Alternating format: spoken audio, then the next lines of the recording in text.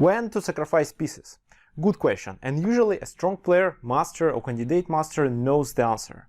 However, for many club players, the answer is not clear. That's why I decided to discover the cases when a piece sacrifice makes sense. I divided the cases when to sacrifice a piece into 4 groups, and I'm going to illustrate it with a few game examples. Would you like to know what these groups are and be able to understand when the position requires a sacrifice? If yes, watch this video to the very end, implement these ideas into your games and win more often. Okay, this is FIDE Master Viktor Neustroyev and when to sacrifice a piece in chess. There are 2 types of sacrifices: tactical sacrifice and positional sacrifice, or strategical sacrifice. And of course, tactical sacrifice is more popular. It usually happens in sharp positions. And there are 3 groups of tactical sacrifices that I'm going to tell you in this video. Most of my students are club players, and I usually don't recommend them to sacrifice the material when they can't find anything concrete and they can't gain the material or checkmate after this sacrifice. And of course, the main difference between tactical sacrifice and positional sacrifice is that in the case of a positional sacrifice, there is no forced line that leads to a better position for you, so for your advantage. It's easy to calculate material on the board, but it's difficult to get a feeling that your position is positionally better. Okay, Group 1 of tactical sacrifices. Gain material. Sacrifice if it will win you material. It's very often when you sacrifice a piece, but can gain a piece back and also get some extra material or just weaken enemy position.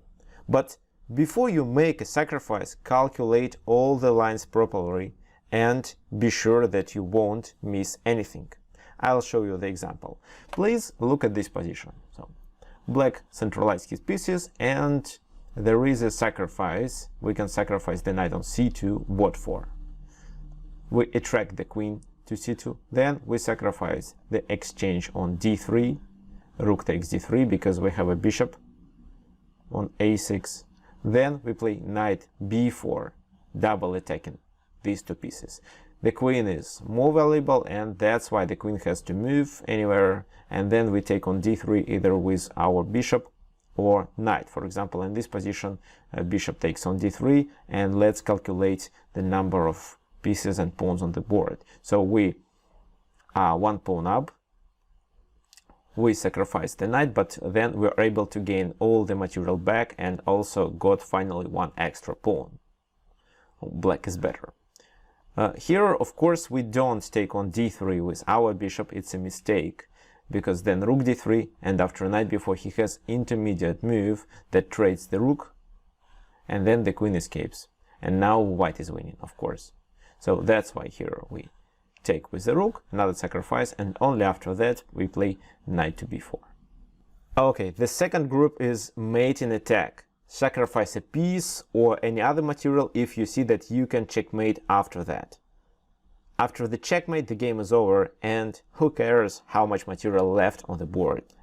And another example for you, so it's white to move. White can really start a dangerous attack with knight f5. It's not a sacrifice, the g-pawn is pinned.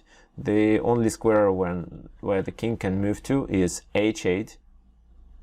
But then we apply a sacrifice. We sacrifice the queen, threatening to deliver a checkmate on g7.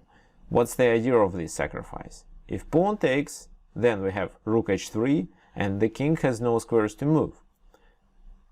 He can block, but it's just a temporary defense, and then g8 is unavailable because of our bishop. If, for example, he doesn't accept this sacrifice, then at least we are 1 pawn up, but what is more important, there is no defense. He can only do this, but then he loses the rook and we can still deliver a checkmate on g7 on the next move. So here we sacrifice the queen with queen g6 move because we calculated the line properly and found a checkmate after that. And now the third group, strong attack and initiative. Sacrifice a piece when you have a strong attack on the enemy king and can dominate in the game for at least 7 to 10 moves. Why I said 7 to 10 moves? Because it's enough for your opponent to make a mistake. It's always difficult to defend the position rather than to attack. And here I'll show you an example, and then I think you'll understand more about this group of sacrifices. This is the game played by Alexander Grishuk against Ding Liren in the FIDE Candidates Tournament 2018 in Berlin. So we are not going to analyze the entire game, just the combination, or it can be hardly called a combination, when Alexander Grishuk sacrificed the piece. So finally we have semi-Slav defense on the board, bishop g5, h6, bishop h4, d takes c4, e4, g5, bishop g3. So we get the position of anti-Moscow gambit that is demonstrated at one of my courses devoted to semi-Slav defense. I prefer to play this position for black, but actually it can be played for both colors, especially if white is well prepared. So b5 to save the pawn, bishop e2, bishop b7, castle, knight bd7, knight e5. One of the typical ideas. Here are two moves, bishop g7 and h5 can be played. Bishop g7 was played by Ding Liren. And in this position, Alexander Grishuk decides to sacrifice on f7, with the idea then to play e5, knight e4, knight d6 and dominate in this game. This line exists, however, knight f7 is not considered to be the strongest move, but it's a playable line. King takes f7, e5, knight goes to d5, knight e4, then either king e7 or queen b6. Queen b6 was played in this game. Knight d6, king goes to e7 anyway. So all these pieces are passive. And what is more important, white has the initiative here. There is no concrete line that helps white to win the material back or to checkmate, but the attack is really strong and black is likely to make a mistake. What actually happened in the game? a4. So now c5 cannot be played because he loses at least two more pawns. Rook a, f8, bishop f3 with the idea to take on d5 and play f4, because now f4 cannot be played because of this knight on d5. a6, bishop takes d5, c takes d5. If e takes d5, it exposes the king too much. A takes b5, a takes b5, keeping in mind the idea to join the rook to the attack, to a7 square. King h1, preparing for f4, bishop c6, and now f4. And here black could have a chance to save the position. He could play king to d8, f5, rook f5, rook f5, he takes f5, knight f5, bishop f8, queen h5, bishop b4, e6, rook f8. So if white takes the knight on d7, the other knight on f5 is hanging. Knight h6 and queen a7, a tricky move that tries to distract the rook from a1, so the position is really sharp and nobody can say exactly who is better. I would say the position is unclear. Oh, of course, rook a7 is a losing move, but white can just keep the rook on the back rank and then the position is just unclear. So king d8 wasn't played in the game. In this position, Ding Liren played a weak move, so he made a mistake.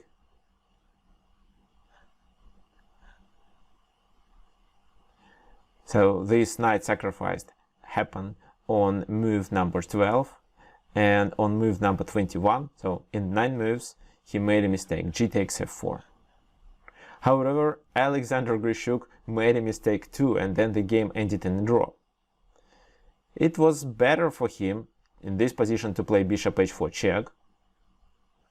The king has no moves, then bishop f6 and queen g4. This is the winning move with the idea to play queen g7.